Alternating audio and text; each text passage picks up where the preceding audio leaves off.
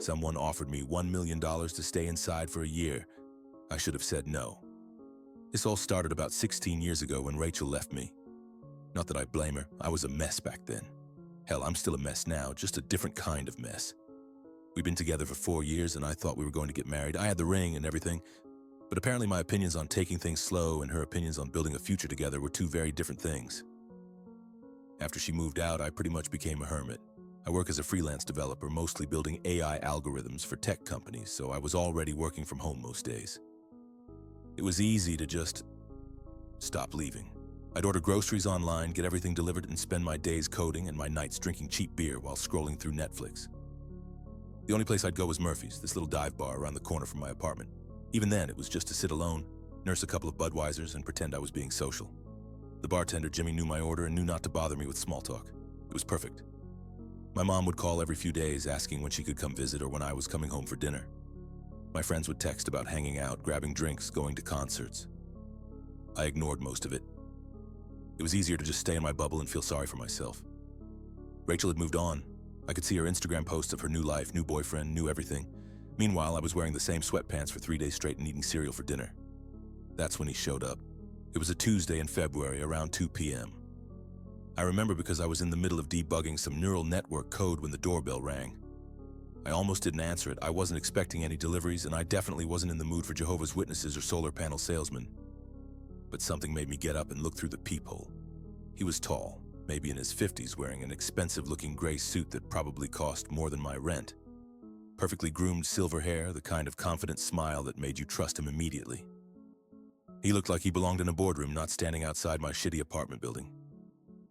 I opened the door, probably looking like I'd been living in a cave for months, which wasn't far from the truth. "Mr. Walker?" His voice was smooth, professional. "Yeah, that's me. Can I help you?" "I certainly hope so. My name is Mr. Blackwood, and I have a proposition that might interest you." He glanced past me into my apartment, taking in the empty beer bottles, the clothes draped over furniture, the general disaster that was my life. "May I come in?" Everything in my brain was screaming that this was wrong, but there was something about his presence that made me step aside and let him in. He sat down on my couch like he owned the place, completely unfazed by the mess. "Mr. Walker, I'll get straight to the point.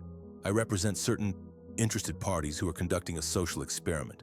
We're looking for individuals who might be willing to participate in an extended isolation study." Isolation study? Quite simple, really. You would agree to remain inside your residence for exactly 1 year. No leaving, not even to step outside for fresh air. No exceptions whatsoever. In exchange, you would receive $1 million upon successful completion. I stared at him for a long moment, waiting for the punchline. "You're serious?" "Completely. You can continue working, use the internet, order anything you need for delivery. The only requirement is that you cannot physically leave this apartment for 365 consecutive days. $1 million. I made decent money coding, but $1 million would change everything.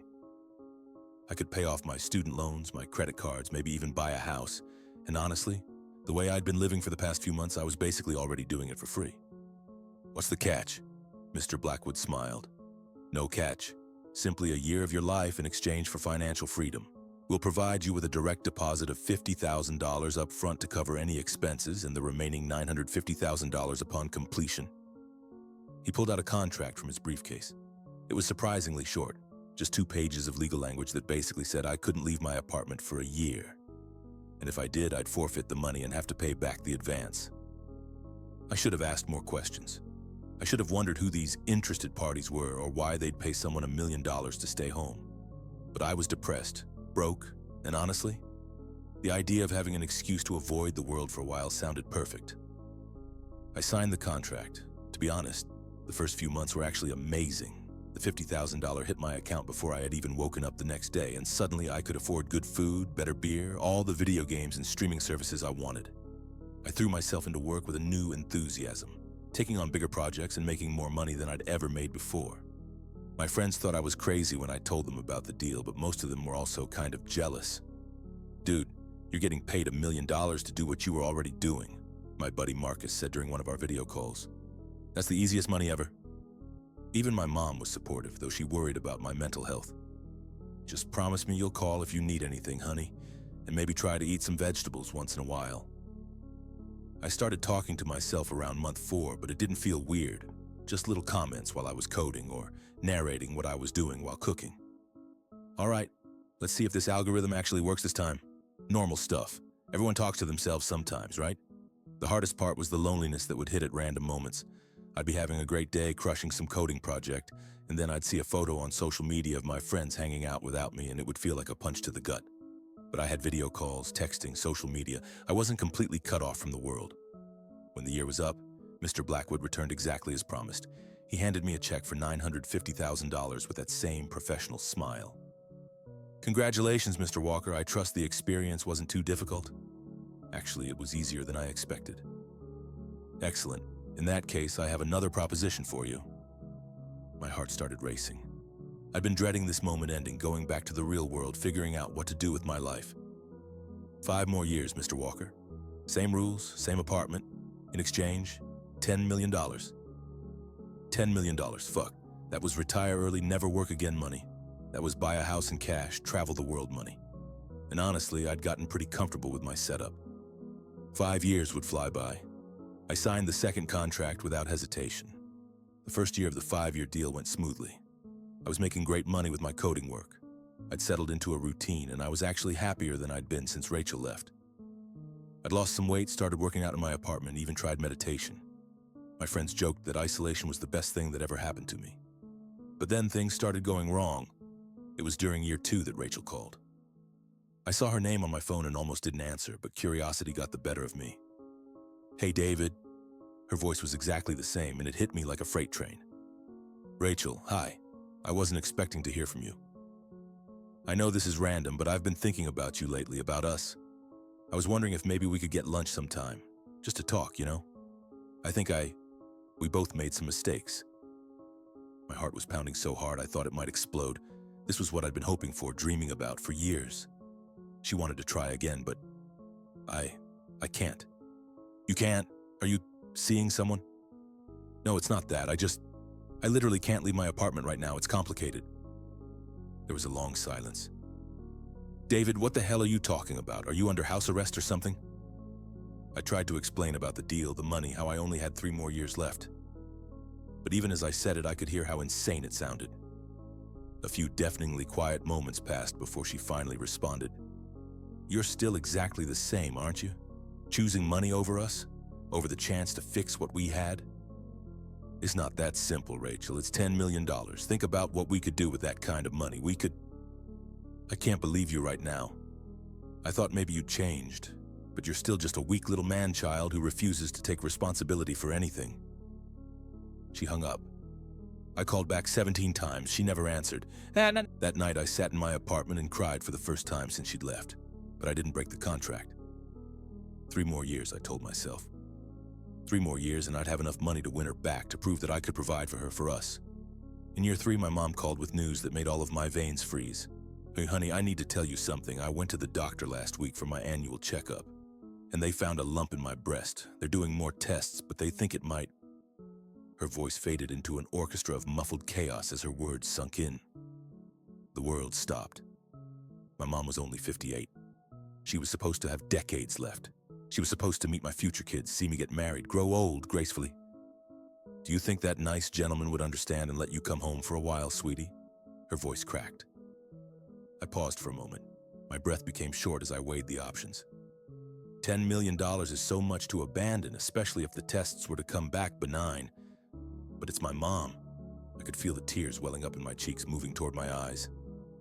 I must have been silent for a little too long as I decided, because she felt the need to interject. No, it's fine. Forget I asked at all. I'm sorry, honey. I shouldn't have put you through that kind of stress. You've been working really hard, and who knows? With that kind of money, you'd be able to afford any treatment, even from God himself. She tried to laugh. She made me promise not to break the contract.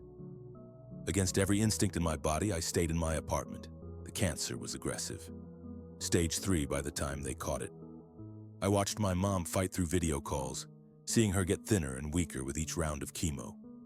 I sent her money for the best treatments, the most expensive doctors, but it wasn't enough. My friends stopped calling as much. Marcus got married in year 4. I watched the wedding through a live stream he set up for me. It's not the same without you here, man, he said during our call afterwards. Sarah asks about you all the time. She thinks you've lost your mind. Maybe I had. I was talking to myself constantly now, having full conversations with imaginary people. I'd argue with my reflection in the bathroom mirror. I'd narrate my entire day out loud just to hear a human voice, even if it was my own. Okay, David, time to make some coffee. Ethiopian beans today because we're feeling fancy.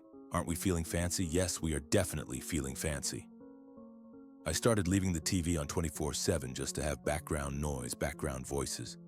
I knew every episode of The Office by heart. I could recite entire scenes from Friends. These fictional people became more real to me than my actual friends and family. My mom died on a Tuesday in February, year 5, day 364, one day before my contract was up.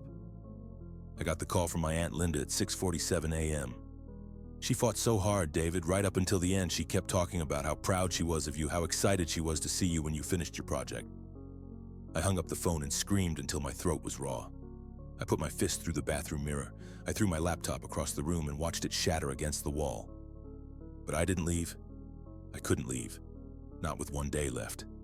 Not when I was so close. Mr. Blackwood showed up exactly 24 hours later at 6:47 a.m. He handed me a check for $10 million. My condolences on your recent loss, Mr. Walker. Of course he knew. I was about to tell him to go fuck himself when he smiled and continued. I have one final proposition for you. 10 more years, same arrangement, but this time we'll make it worth your while. $100 million. $100 million. Now that was some real fuck you money. Enough money to buy anything, go anywhere, do whatever I wanted. Enough money to make sure my mom's death wasn't for nothing. Enough money to win Rachel back, to show her what I'd accomplished. Why? I asked. Why me? Why any of this? Because you're very, very good at it, Mr. Walker. Most people break by year 2. You've made it 5 years and you're still functional. I looked around my apartment, my self-prescribed tomb, my prison, my home. 10 years? 10 years. I signed the 3rd contract. The next decade was a blur of darkness. I stopped working. What was the point? With the upfront deposits and previous checks, I had enough money to last multiple lifetimes. I stopped showering regularly, stopped cleaning, stopped caring about anything. I'd sleep for 16 hours a day and spend the other 8 staring at screens, watching other people live their lives. Rachel got married. I saw the photos on Facebook before I finally deleted all my social media accounts. She looked happy, radiant, everything I could have given her if I hadn't been so fucking greedy. Marcus and Sarah had 3 kids. I watched them grow up through Christmas cards and sporadic texts that eventually stopped coming altogether. They stopped asking when I'd be done with my project. They stopped asking about me at all. I started seeing things that weren't there, shadows moving in my peripheral vision, voices calling my name from the hallway outside my door. Sometimes I'd spend hours talking with my mom on the phone before realizing how long she'd been dead. The apartment started falling apart around me. I'd patch things just enough to keep them functional, but I stopped caring about making the place livable. The walls were stained, the carpet was torn, everything smelled like despair and stale air. By year 8, I was barely human anymore. I'd go days without speaking out loud, weeks without looking in a mirror. I forgot what my own voice sounded like. I forgot what it felt like to touch another person, to breathe fresh air, to feel sunlight on my skin. When Mr. Blackwood finally returned, he walked through my front door as if he already had the key. I was sitting in the same spot I had been for the past 3 days, staring at a TV that had been broken for months, reciting lines from How I Met Your Mother. Congratulations, Mr. Walker. He handed me a check, $100 million. You did it. I took the check with shaking hands. My fingernails were long and yellow. I probably smelled like death. So, I said, my voice hoarse from disuse, what's next? $1 billion for 20 years? There was a tone in my voice that hinted at sarcasm, but part of me truly wanted an excuse to just lie here for a little bit longer. Mr. Blackwood laughed, a genuine sound of amusement. Oh no, Mr. Walker, you've earned this. You've given us everything we needed. You're free to go. Free to go. 16 years later, I was free to go. I walked outside for the first time in over a decade and immediately collapsed. The sunlight was too bright, the air too fresh, the sounds of traffic and people too overwhelming. I sat on the sidewalk and vomited until there was nothing left before passing out. I came to in a pool of my own waste, barely coherent but aware enough to get my bearings. After all this time inside, I wasn't sure where to go. The streets looked unfamiliar after years of construction and local tax dollars. But there was one place I was sure would still be open. I went to Murphy's. Jimmy wasn't there anymore. He'd retired years ago. The new bartender didn't know my order, didn't know to leave me alone. Everything was different. I'm sitting here with my beer, surrounded by people half my age. Every time I try to join in, the words feel foreign in my mouth. Desperate for any kind of connection, I offer to buy drinks for strangers, thinking maybe my newfound wealth can at least purchase some temporary companionship. But each time I try to pay for someone else, my card is declined. Within minutes, my phone buzzes with a text from an unknown number. "That money is for you, Mr. Walker.